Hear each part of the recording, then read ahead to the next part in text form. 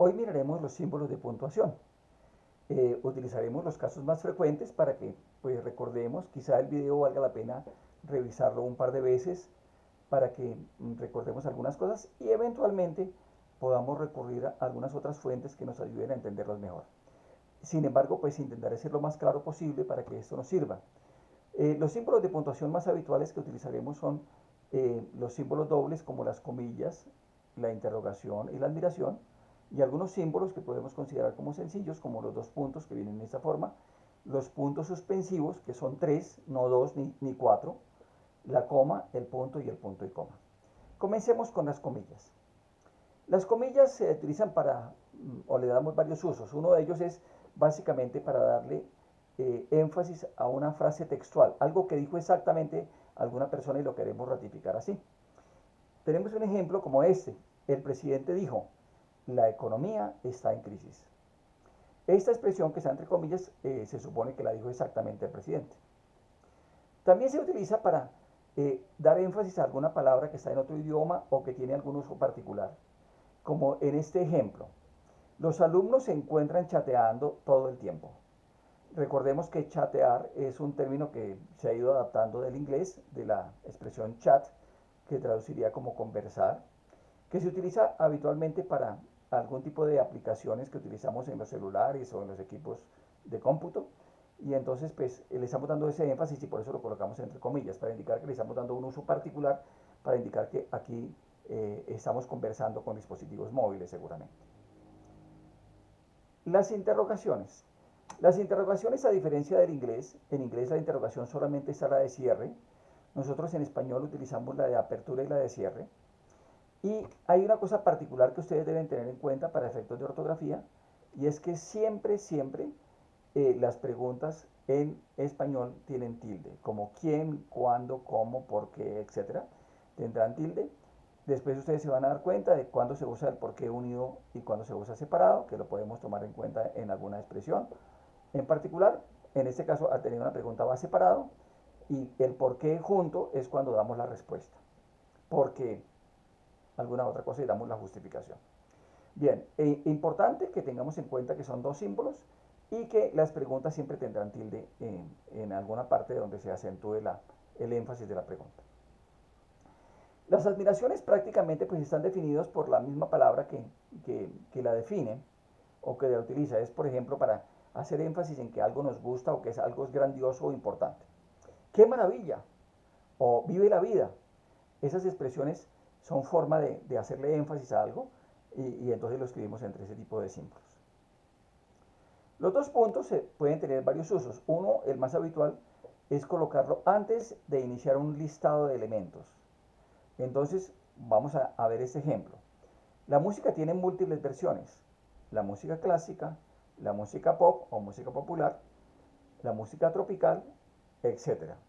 Observen que cada uno de los elementos va separado con coma y que cuando terminemos, pues podemos cerrar con punto o en caso que la lista continúe, podemos dejar o puntos suspensivos o podemos dejar un etcétera que indica que la lista continúa.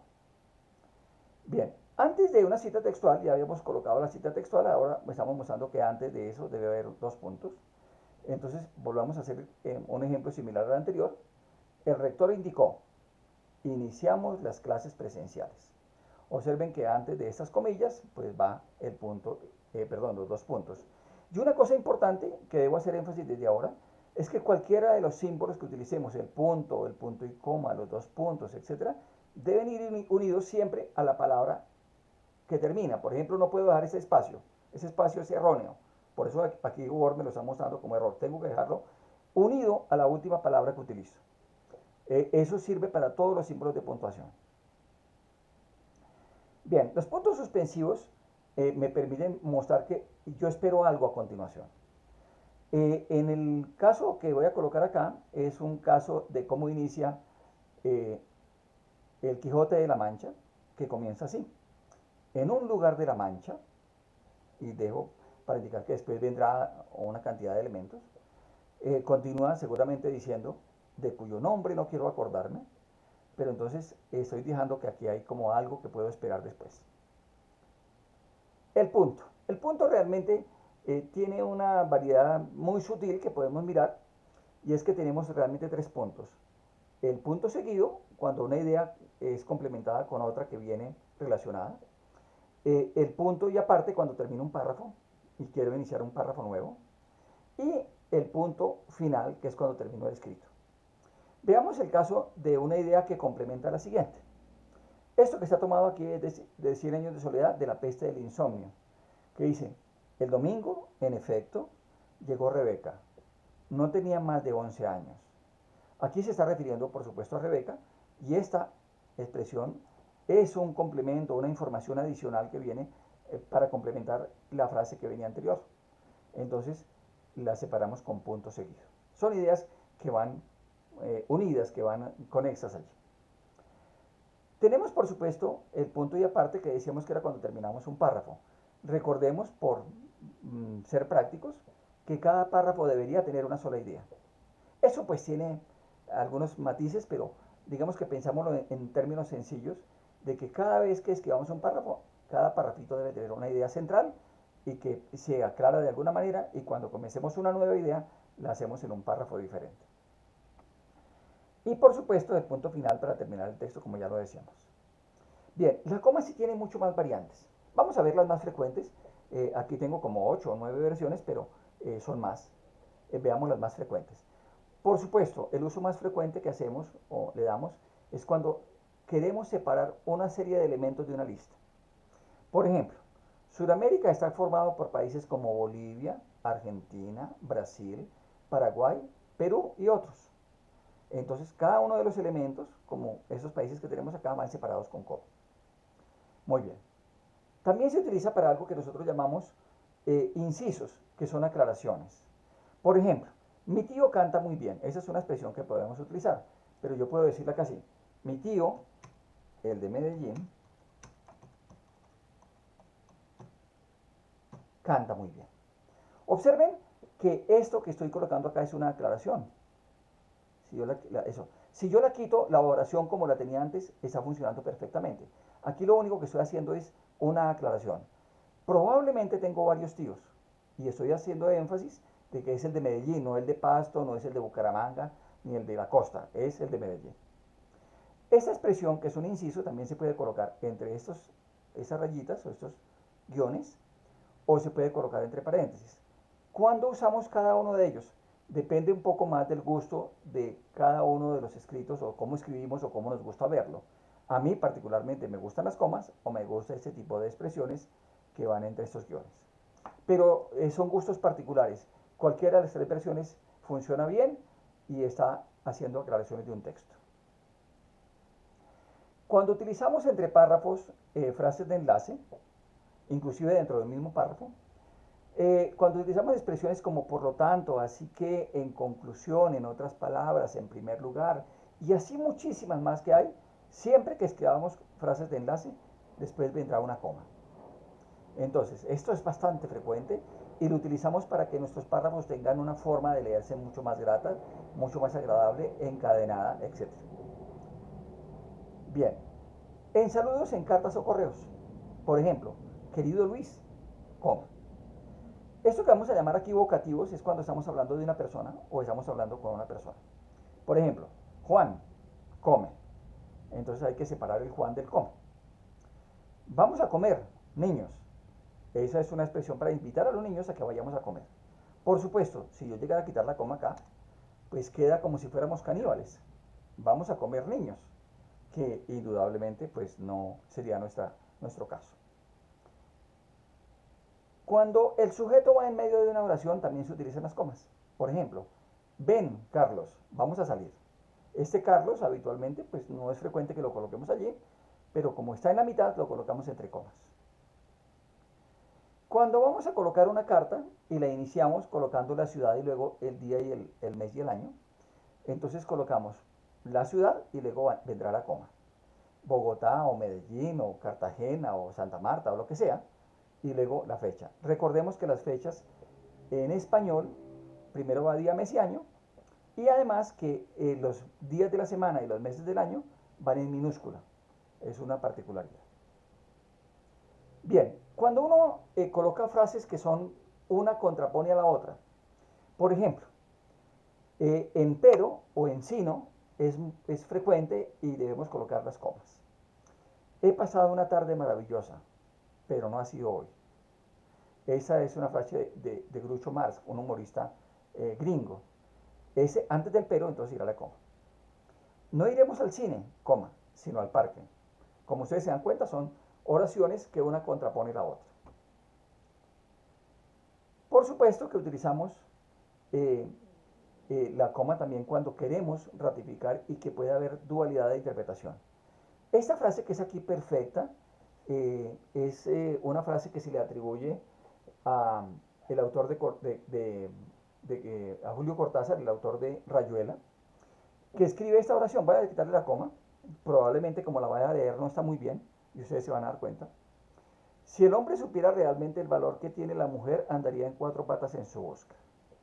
Vamos a darnos cuenta que si uno es hombre o es mujer, puede colocar la coma en un sitio que le convenga. Por ejemplo, si el hombre supiera realmente el valor que tiene, coma, la mujer andaría en cuatro patas en su búsqueda. Aquí estoy dándole énfasis a que el hombre es el que debe darse cuenta del valor que tiene él mismo. Entonces las mujeres andarían, pues obviamente, todo el tiempo, de alguna manera justificando el valor del hombre.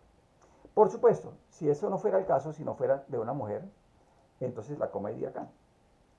Si el hombre supiera realmente el valor que tiene la mujer, andaría en cuatro patas en su búsqueda. Como ustedes se dan cuenta, cambia completamente el sentido. Por supuesto, las comas son muy, muy importantes. También sirve cuando uno quiere ratificar algo que niega o que afirma. Por ejemplo, si yo le coloco la coma en esa expresión, no, quiero dormir, significa que lo que quiero realmente es dormir. Y entonces estoy diciéndole que no voy a hacer otra cosa, quiero dormir. Pero en cambio, si la colocamos así, dice, no quiero dormir, quizá quiero hacer otra cosa o algo, ¿no? En eso hay que tener mucho cuidado para ver qué queremos, pero en muchas de las ocasiones tenemos que tener en cuenta esto, ¿no? Porque si no, uno puede decir, puede dar a entender una cosa que no es correcta. Por favor, ese caso mírenlo con un poquito más de cuidado. Y bueno, y quiero dejar una claridad que me parece importante, y es que uno no debe utilizar comas cuando separa el sujeto del predicado. Por ejemplo, si yo llegara a colocar aquí una coma, estaría haciendo algo incorrecto. El carismático primer ministro del Reino Unido aparece siempre despelucado.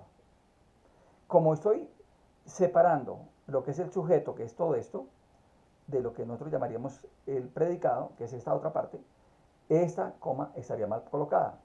No la debemos colocar. Tal vez es uno de los casos que yo quiero dejar como claridad para que no cometamos un error que a veces nos pasa. Inclusive con personas que son muy hábiles escribiendo, hay que tener en cuenta eso que estamos escribiendo.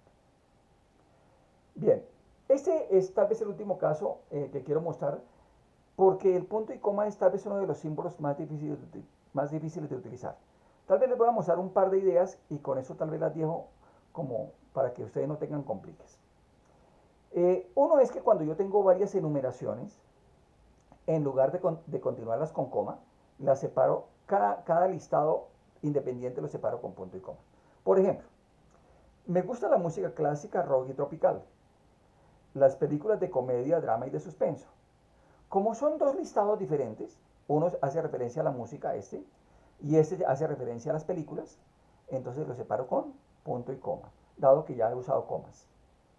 Esa es una forma muy frecuente de utilizarlo. La otra es que uno puede utilizarlo cuando tiene dos ideas relacionadas y el punto y coma vale, pero quiero dejar en claridad que es muy frecuente que nosotros lo sustituyamos por un punto. Ya se los muestro para que se den cuenta que funciona perfectamente. Este escritor es irreverente y polémico. No se guarda opiniones que puedan generar debate. Esa es una expresión, aquí va un punto y coma, donde una oración con respecto a la siguiente, pues tienen continuidad, pero son ideas diferentes. Quiero comprarme un carro, un apartamento y viajar, pero no tengo dinero. Entonces son relacionadas indudablemente y puedo dejarlas con punto y coma allí. El valiente muere una vez, el cobarde muchas veces. Yo había colocado aquí un punto, pero hubiera podido dejarlo así. Y también funciona, por supuesto, si coloco punto y coma, aquí iría con minúscula el cobarde. Por supuesto, en estos casos también podría dejar aquí el punto, y esto debería comenzarlo con mayúscula. Y entonces, el escritor es irreverente, perdón, este escritor es irreverente y polémico. No se guarda opiniones que puedan generar debate. Observen que funciona perfectamente. Y aquí, en el mismo caso, pues aquí de pronto sí es mejor dejar el punto y coma, pero es para que vayan dándose cuenta que eventualmente podría sustituirlo así. Quiero comprarme un carro o un apartamento y viajar, pero no tengo dinero. Entonces, si tienen dificultad con el punto y coma, que es tal vez el más difícil, pueden sustituirlo por punto y entonces evitan un poquito la dificultad técnica que tienen para usarlo.